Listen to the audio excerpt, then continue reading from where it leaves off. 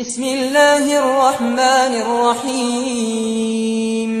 الحمد لله الذي أنزل على عبده الكتاب ولم يجعل له عوجا قيما لينذر بأسا